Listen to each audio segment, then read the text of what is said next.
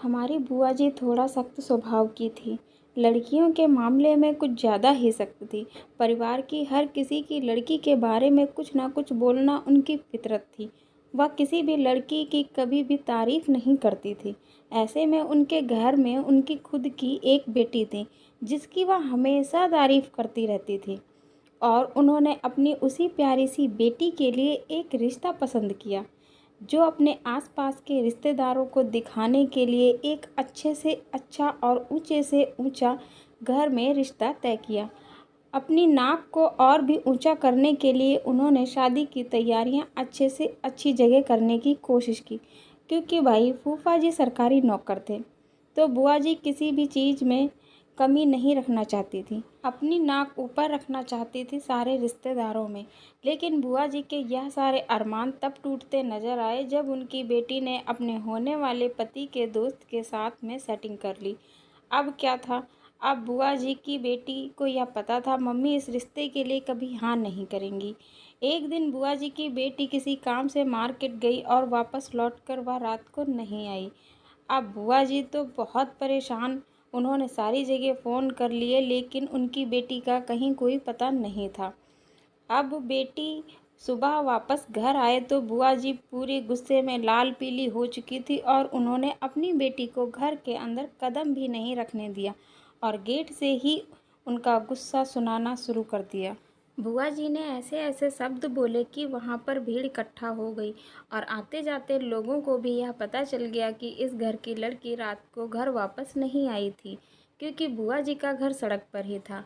अब क्या था, अब बुआ जी की बेटी ने सारी बात बताई। बुआ जी और ज़्यादा नाराज़ हो गई और बेटी एक रात उस लड़के के साथ में रह कर आई है, जबकि बुआ जी की लड़की ने कहा कि मैं सिर्फ अपने दोस्त के घर गई थी, उसके यहाँ पार्टी थी, मैं जाना नहीं चाहती थी, लेकिन ज़बरदस्ती ले गए सभी लोग बुलाकर और मैं बताना भूल गई। खैर बात कुछ भी हो, लेकिन मुद्दा यह है कि बुआ जी की बेटी रात को गायब थी। अब बुआ जी ने सड़क पर जो तमाशा खड़ा किया था उससे सारे रिश्तेदारों को तो यह पता चल गया कि साथ ही साथ लड़की के ससुराल में भी यह बात चली गई, जहां उनकी बेटी की शादी तय हो हुई थी। रिश्ता टूट गया। अब बुआ जी ने अपनी बेटी को घर के बाहर वाले कमरे में एक गैर इंसान की तरह रहना शुरू कर दिया। ना तो वह अपनी बेटी को किचन में आने देती थी, ना नहाने के लिए बाथरूम इस्तेमाल करने देती थी, ना ही साबुन, यानी कि सब कुछ उसका अलग कर दिया गया। उसको बुआ जी ने गैरों की तरह खाना परोस के थाली दूर से ही सरका देती थी, हाथ में भी पकड़ाती नहीं थी। इन चीज़ों से परेशान होकर बुआ जी की बेटी घर छोड़कर चली गई मरने के लिए, लेकिन इत्तेफाक से वहाँ पर भी कुछ लोगों ने उसे बचा लिया और उसे घर का पता पूछा तो उसने घर का पता बताया, जिसकी वजह से वह लोग फिर उसे बुआ जी के घर छोड़कर चले गए।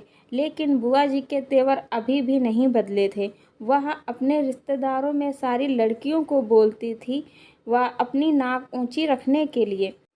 इसलिए उन्होंने अपनी लड़की के साथ सारे अत्याचार किए जो एक नॉर्मल इंसान नहीं करता है, क्योंकि बुआ जी की हमेशा सबको बोलती थी अगर मेरी लड़की ऐसा करती तो मैं यह कर देती, मेरी लड़की अगर ऐसा करती तो मैं वह कर देती।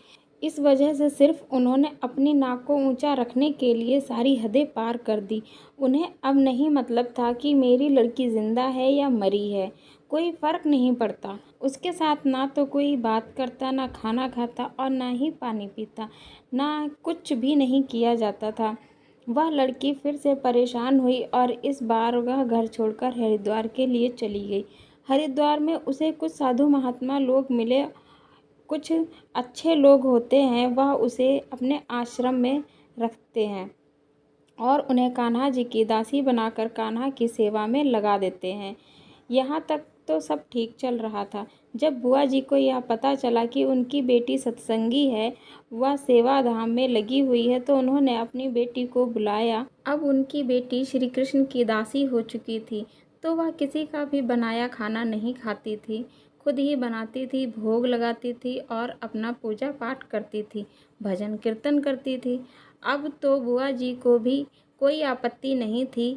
अब वह तो चारों तरफ कहने लगी कि मेरी बेटी तो अब बड़े आश्रम में रहती है, मेरी बेटी सत्संगी हो गई है।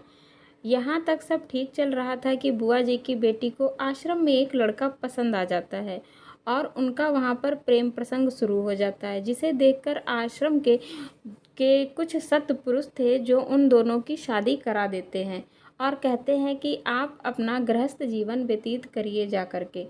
आश्रम वाले तो उन दोनों की शादी करा देते हैं, लेकिन भाई बुआ जी को जब पता चलता है कि तो वह अपनी बेटी से बहुत नाराज़ होती हैं और आज तक वह किसी भी कामकाज या किसी भी घर के शादी फंक्शन में अपनी बेटी को नहीं बुलाती हैं और ना ही कभी अपनी बेटी के ससुराल गई हैं। तो दोस्तों, अब तो समय में काफ़ी बदलाव हो चुका है, लोगों की सोच बदल चुकी है, लेकिन पहले समय में लोगों की सोच इस तरह की हुआ करती थी।